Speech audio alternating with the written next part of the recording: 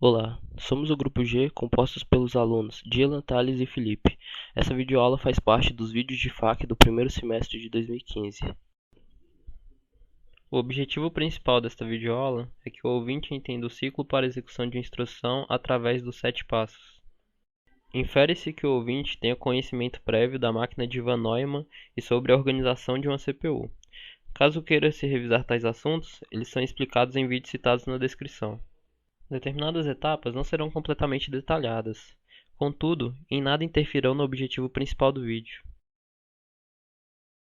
Essa é a visão geral das 7 etapas. É interessante notar que, dependendo da fonte onde você olhar as etapas, não necessariamente elas se tratam de 7. Dependendo do lugar, podem ser 5, pois existem passos adicionais que vão ser explicados mais para frente. Passo 1. Trazer próxima instrução da memória até o registrador. Como sabe-se, a memória ela armazena coisas que serão utilizadas pela CPU. Nesse caso, a memória armazena instruções e essas instruções irão chegar até a CPU de alguma maneira entre comunicação entre esses dois objetos. É uma etapa relativamente complexa. O interessante é só notar que haverá uma comunicação entre a memória e a CPU e que no final das contas haverá um armazenamento no registrador de instruções. Na CPU podem ser encontrados tipos de operações. Entre essa comunicação CPU-memória, a operação é escolhida e armazenada. Passo 2. Alterar o contador do programa para indicar a próxima instrução. A CPU estava utilizando um registrador do ciclo anterior, ou seja, como estamos em um novo ciclo, ela terá que mudar de registrador de alguma maneira. Uma variável responsável por indicar qual registrador deve ser utilizado neste momento será incrementada em 1. Essa variável é comumente chamada de incrementador. Passo 3. Determinar o tipo da instrução.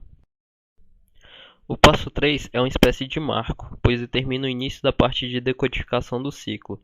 Se trata de uma etapa relativamente complexa, e com determinar o tipo de instrução, ele quer dizer para o registrador se é uma instrução do tipo add, move, etc. Passo 4. Caso uma palavra seja utilizada, indicar onde ela se encontra. O título do passo é autoexplicativo.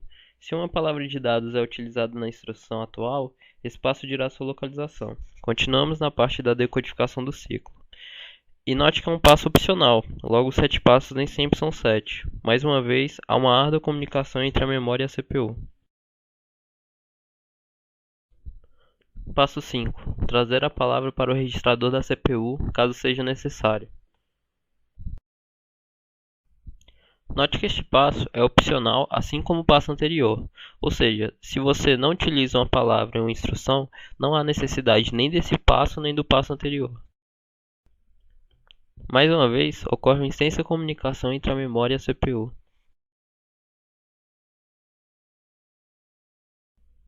Ao fim do passo anterior, finalmente a instrução é executada. Ou seja, se tirarmos os 2 passos adicionais, vemos que após o terceiro, a instrução já poderia ser executada e assim o ciclo seria finalizado. O ciclo é então reiniciado. Para a fixação do conteúdo passado, um exemplo será dado utilizando a linguagem Java. Certo nível de abstração é requerido, pois o que importa é o ciclo com passos bem definidos. Comentários que explicitam qual passo está sendo executado em determinada linha foram adicionados. Na tela, vemos ênfase nas declarações de variáveis. Com o nível de abstração, que já foi citado anteriormente, podemos ver que tais variáveis funcionam mais ou menos como agentes tanto do processador quanto da memória. Uma atenção especial deve ser dada à variável que incrementa, porque ela indica uma instrução, e à variável que indica o tipo da instrução. Aqui vemos o início da função principal. A maneira como ela é definida não é importante, logo pulamos para a próxima linha. Vimos então que o PC, que é o incrementador, inicia com o valor de starting address. Novamente, nada tão importante, só serve para o incrementador ter um valor inicial. Na próxima linha, algo mais importante acontece. O laço de RunBit começa a rodar e ele nada mais é do que é a definição do ciclo de buscar, decodificar e executar.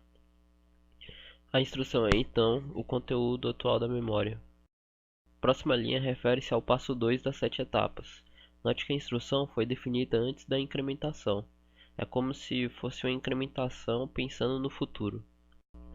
Na linha seguinte, o tipo da instrução é capturado através de uma função especial, mas note que, novamente, a instrução não advém da nova instrução determinada pelo incrementador nesse loop.